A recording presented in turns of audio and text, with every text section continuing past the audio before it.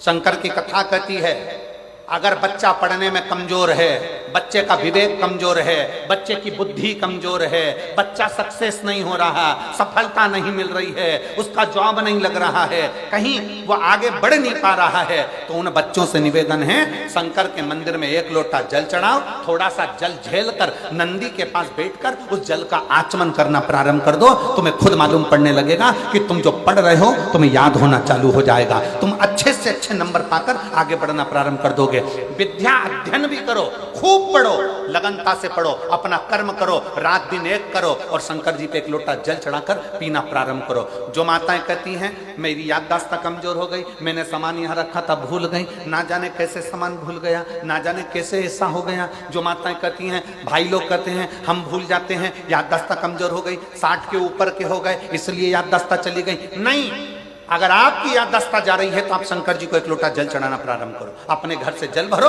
शिव के मंदिर में जाकर चढ़ाओ, उस जल को झेलो, नंदी के पास बैठकर आचमन कर लो, उसको पी लो। आपको खुद मालूम पड़ेगा 20-22 दिन में, 1 महीने में आपको अंतर दिख जाएगा कि मेरी याददाश्त पहले जैसी थी मजबूत, वैसी की वैसी और हो गई, अब मैं भूल नहीं रही, अब मैं भूल नहीं रहा। शादी की पत्रिकाएं हमारे उधर नहीं छपती, इधर छत्तीसगढ़ का तो नहीं मालूम, पर हमारे उधर पहले शादी की पत्रिका नहीं छपती थी। केवल चावल को पीला करा जाता था और पीला चावल दिया जाता था और निमंत्रण उस पीले चावल से हो जाता। अब इधर छत्तीसगढ़ में ऐसे ही होता था क्या? जम के तो बोलो जरा, बोले बाबा मेरे यहाँ आकर मेरे दुख को काटना, मेरी तकलीफों को काटना, मेरे कष्ट को काटना, मेरी बीमारी को काटना। आप निमंत्रण दे, बोल बम का नारा है बाबा एक सारा, जरा जम के बोलो, बोल बम का नारा है सारी समस्या का हल। कोई लेट बनता है कोई जल्दी बनता है, शिव को जल चढ़ाने वाला एक दिन से जरूर बनता है। शिव शिव महसूस होता है कि मेरे जीवन से संकट हट नहीं रहा, बहुत कष्टप्रद जीवन चल रहा है, बहुत दुखी जीवन चल रहा है, बहुत जीवन में कष्ट है, तो निवेदन करूंगा शिवालय में जाकर शंकर के मंदिर में थोड़ी सेवा करना प्रारंभ करो। अपनी मेहनत को 4 गुना बढ़ाओ, अपने परिश्रम को 4 गुना बढ़ाओ, अपनी मेहनत को बढ़ाओ, परिश्रम को बढ़ाओ और साथ में शिवालय में जाकर सेवा करना प्रारंभ। बन सके झाड़ू लगा दो, पोछा लगा दो, थोड़ी सेवा शिवालय में करिए, थोड़ी सी मिलेगा, सेवा का फल खाली नहीं जाता। एक नाम कुंदकेश्वर ऐसा है, शरीर में अगर कोई दवाई नहीं लग रही, बीमारी हो गई, रोग हो गया, तकलीफ हो गई,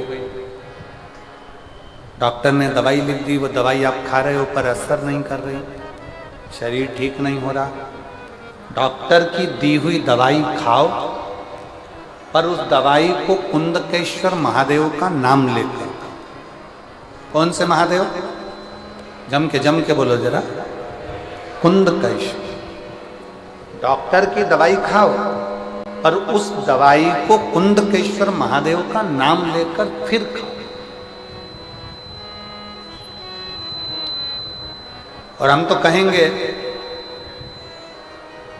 जिनके आंखों में अगर तकलीफ ज्यादा होती है, नेत्रों में कोई रोग ज्यादा हो रहा हो, नेत्र रोग ज्यादा है, तो सुबह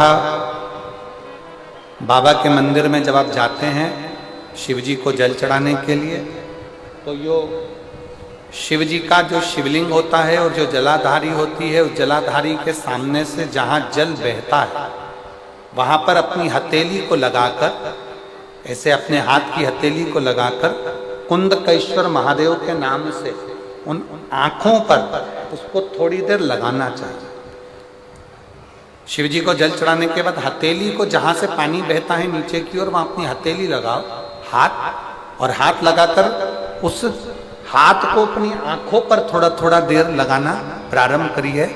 धीरे धीरे कुंदकेश्वर महादेव का नाम लेते रहो, नेत्रों का कैसा भी तकलीफ होगी वो धीरे धीरे ठीक होना प्रारंभ होती जाएगी, नेत्र काम करना प्रारंभ।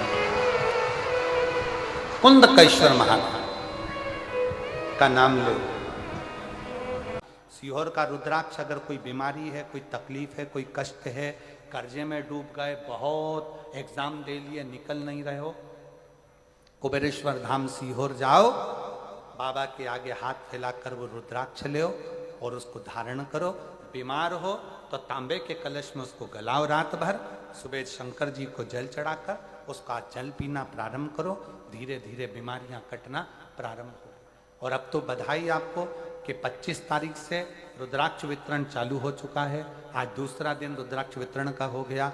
ऐसे रुद्राक्ष वितरण सुबह 10 बजे से 5 बजे तक सीहोर में रोज हो रहा। आप जाओ और लो। सीहोर का रुद्राक्ष ना कोरियर करा जाता है, ना बेचा जाता है, ना भेजा जाता है। उसका रुद्राक्ष तो बाबा के चरणों में मांग कर कंकर शंकर पूजन कर लाया जाता है।